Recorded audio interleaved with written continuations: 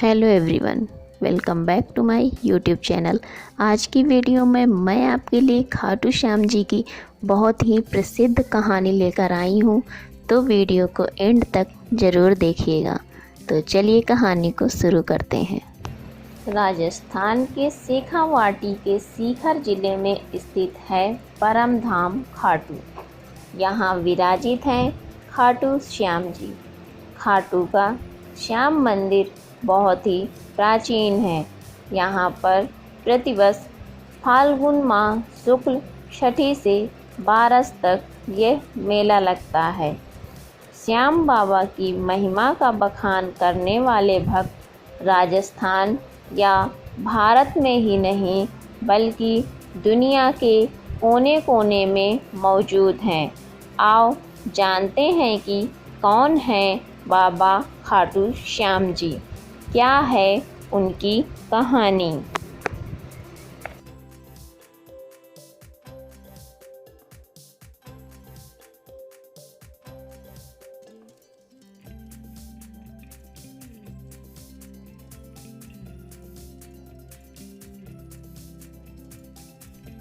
कौन है खाटू श्याम जी? खाटू श्याम जी भगवान श्री कृष्ण के कलयुगी अवतार हैं। महाभारत के भीम के पुत्र घटोत्कच और घटोत्कच के पुत्र बर्बरीक थे। बर्बरीक को ही बाबा खाटू श्याम कहते हैं। इनकी माता का नाम हिडिंबा है। खाटू श्याम की कहानी। बर्बरीक दुनिया का सर्वश्रेष्ठ धनुर्धर थे।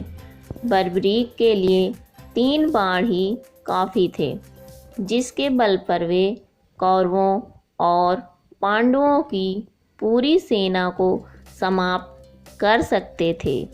युद्ध के मैदान में भीम पौत्र बर्बरीक दोनों खेमों के मध्य बिंदु एक पीपल के वृक्ष के नीचे खड़े हो गए और यह घोषणा कर डाली कि मैं उस पक्ष की तरफ से लड़ूंगा जो हार रहा होगा।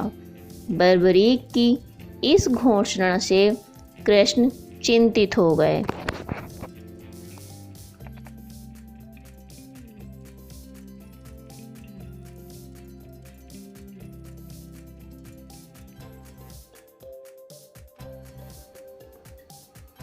भीम के पौत्र बर्बरीक के समक्ष जब अर्जुन तथा भगवान श्री कृष्ण उसकी वीरता का चमत्कार देखने के लिए उपस्थित हुए, तब बर्बरीक ने अपनी वीरता का छोटा सा नमूना मात्र ही दिखाया।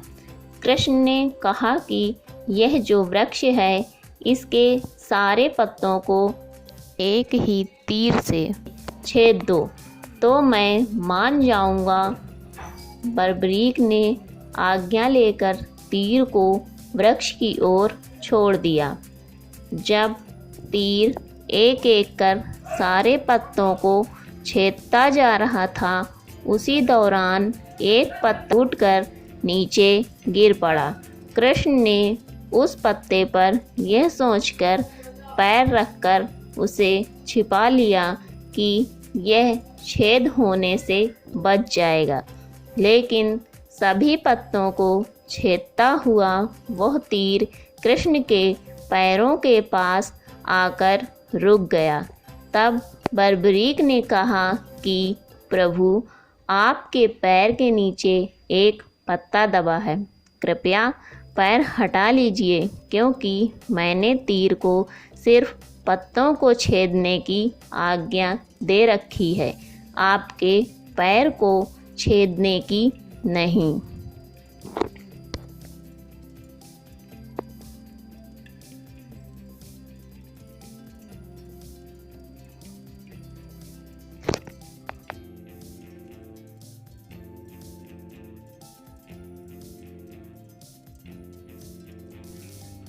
उसके इस चमत्कार को देखकर कृष्ण चिंतित हो गए।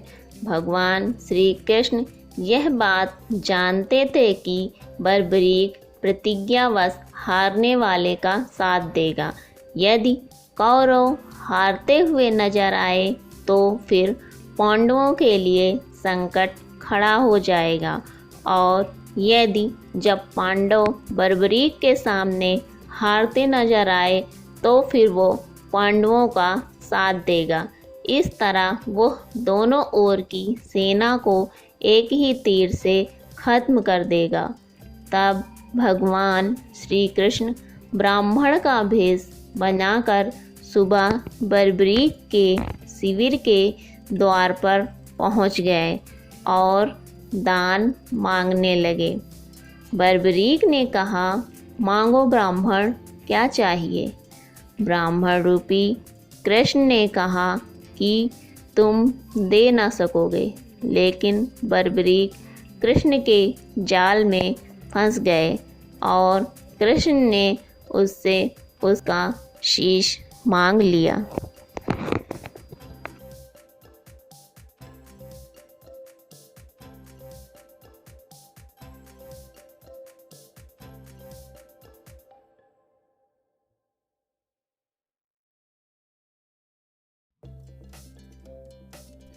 बर्बरीक द्वारा अपने पितामह पांडवों की विजय हेतु स्वेच्छा के साथ शीश दान कर दिया गया। बर्बरीक के इस बलिदान को देखकर दान के पश्चात श्री कृष्ण ने बर्बरीक को कलयुग में स्वयं के नाम से पूजित होने का वर दिया। आज बर्बरीक को खाटू श्याम के नाम से पूजा जाता है। जहाँ कृष्ण ने उसका शीश रखा था, उस स्थान का नाम खाटू है।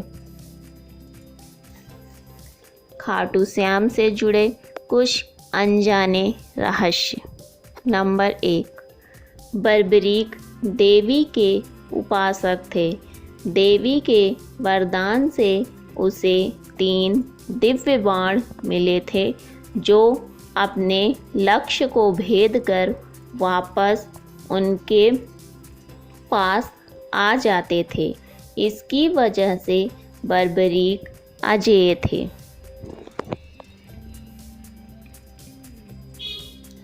नंबर 2, बर्बरीक अपने पिता घटोत्कच से भी ज़्यादा शक्तिशाली और मायावी था।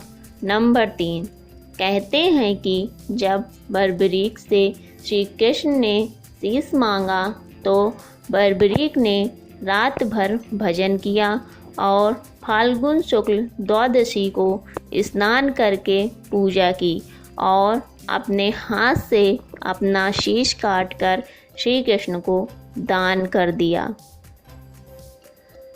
नंबर 4, शीश दान से पहले बर्बरीक ने महाभारत का युद्ध देखने की इच्छा जताई। तब श्री कृष्ण ने उनके शीश को एक ऊंचे स्थान पर स्थापित करके उन्हें अवलोकन की दृष्टि प्रदान की।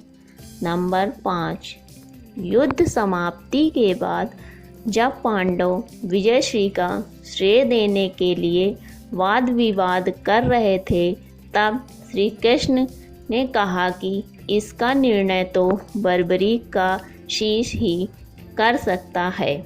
तब बर्बरीक ने कहा कि युद्ध में दोनों ओर श्री कृष्ण का ही सुदर्शन चल रहा था और द्रौपदी महाकाली बन रक्तपान कर रही थी। नंबर 6, अंत में श्री कृष्ण ने वरदान दिया कि कलयुग में मेरे नाम से तुम्हें पूजा जाएगा और तुम्हारे स्मरण मात्र से ही भक्तों का कल्याण होगा। तो दोस्तों, ये थी खाटू श्याम की कहानी। कहते हैं, हारे का सहारा खाटू श्याम हमारा। Thanks for watching. वीडियो पसंद आई हो तो कोई लाइक करिए, मेरे चैनल को सब्सक्राइब करिए और मुझे ज़्यादा से ज़्यादा सपोर्ट करिए। Keep loving, keep supporting.